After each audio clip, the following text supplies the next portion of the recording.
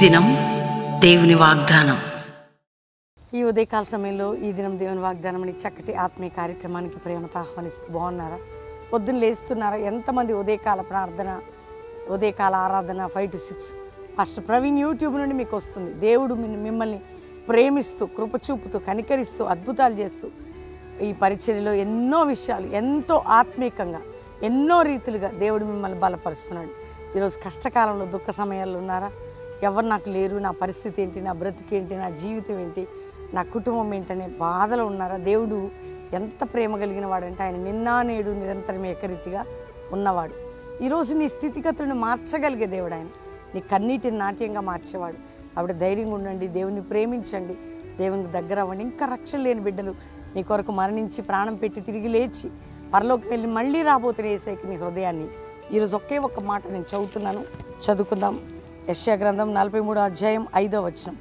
భయపడకము, నీకు నేను తోడై ఉన్నా, తూర్పు నుండి నీ సంతానమును తెప్పించదను, పడమట నుండి నిన్ను సమకూర్చెదను. భయపడకు, నేను నిన్ను సమకూరుస్తా, నీకు తోడై ఉంటా. ఎవరన్నారండి ఈ మాట? నీ జీవితాన్ని సమకూర్చేది ఎవరు చెప్పండి ఒకసారి. భయపడొద్దని చెప్పే ప్రపంచంలో ఎవరున్నారు? యేసయ్య తప్ప నీకు నాకు. అందుకే ప్రభు అంటున్నాడు, నువ్వు ఏది తూర్పు నుండి నీ జీవితంలో ఏది దూరంగా ఉందో నేను తీసుకొని వస్తా, నేను సమకూరుస్తా, నేను తోడై ఉంటా, నేను నిన్ను బలపరుస్తా, నీకు సహాయం చేస్తా. ఈరోజు దేవుడు నిన్ను బలపరుస్తున్నాడు, ఆయన నిన్ను ప్రేమిస్తున్నాడు.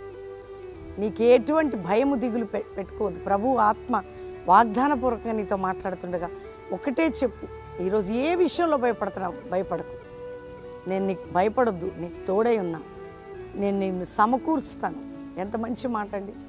భయపడకము, నేను సమకూర్చదను, నీకు తోడై ఉందును. ఈరోజు వాగ్దానం, భయపడకము, నేను నిన్ను సమకూర్చదను, నీకు తోడై ఉందును. అటు ధైర్యంగా ఉండి వాగ్దానాన్ని ఎత్తుపట్టి ప్రభువును స్తుతించండి. అందరు దేవుని కృతజ్ఞత కలిగి ఉండండి. ప్రార్థనలో ప్రొద్దున సాయంత్రం ఏకీభవించండి.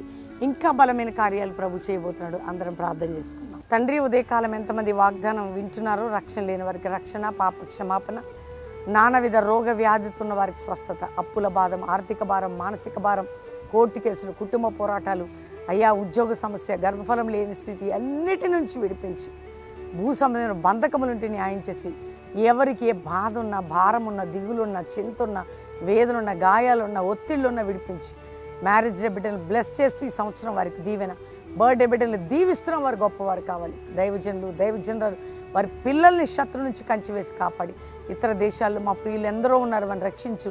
వారి కుటుంబాలు, వారి పిల్లలు, వాళ్ళ భర్తలు, భార్యలు, వారి యవ్వన జీవితం ఏ శోధనను తొలగించి అక్కడ జాషువా జనరేషన్ అపోస్తుల సేవ అనేక రక్షణ కార్యాలు జరిగి ఒక అద్భుతమైన ఉద్యమం లేపునైనా భారతదేశ పరిస్థితులన్నీ చక్కపరిచి క్షేమము, రక్షణ, భద్రత మీరు దయచేసి దేశ బోర్డర్ చుట్టూ మీ కంచె. అయ్యా, మా దేశంలో భయంకరమైన సంఘటనలు జరుగుతుండగా రక్తపాతము, అత్యాచారాలు, ఆత్మహత్యలు, దొంగతనాలు, దోపిడీలు, మోసాలు, అబద్ధాలు, అక్రమాలు బలహీనమైపోయిన కార్యాలు జరగాలి. దేశం యొక్క స్థితిగతులు క్షేమంగా ఉంటకు సహాయం చేయమని ప్రార్థన చేస్తున్నాం. అయ్యా, క్రైస్తవ సమాజాన్ని క్షేమంగా ఉంచండి. కల్వరీ మినిస్ట్రీకి మీరు తోడై ఉండి మీరు సమకూర్చి మీరు నడిపించమని ప్రార్థన చేస్తూ, ఈరోజు ఎవరు రోగమున్నా బాగుచి, ఎవరు సమస్య ఉన్నా విడిపించి, గర్భిణీ స్త్రీలకు మంచి ప్రసవం, చదువుకున్న పిల్లలు వారు పాస్ అయిన ఎగ్జామ్స్లో వాళ్ళకి ఏం చదవాలో గైడెన్స్, ఆర్థికంగా, మానసికంగా అందరికీ మీరు తోడై ఉండము. యేసు నామములో అడుగుచున్నాం తండ్రి, ఆమెన్, ఆమెన్, ఆమెన్. ఈ వాగ్దానం అందరు లైక్ చేయండి, షేర్ చేయండి, మంచి కామెంట్స్ పెట్టండి, దేవుని మహింపరచండి. 9, 10, 11 బెల్లంపల్లి మీటింగ్స్ అండి. అద్భుతమైన ఉజ్జీవ సభలు 9, 10, 11 కల్వరి. మరి మీకు తెలుసు బెల్లంపల్లి. ఎక్కడి నుంచి వచ్చినా మంచి వర్తమానం, ఆరాధన, మీకు ఫ్రీ అకామిడేషన్, భోజనాలు ప్రభుతో గడుపుదాం. దేవుని దీవెనలు పొందాం. God bless you. ప్రైజ్.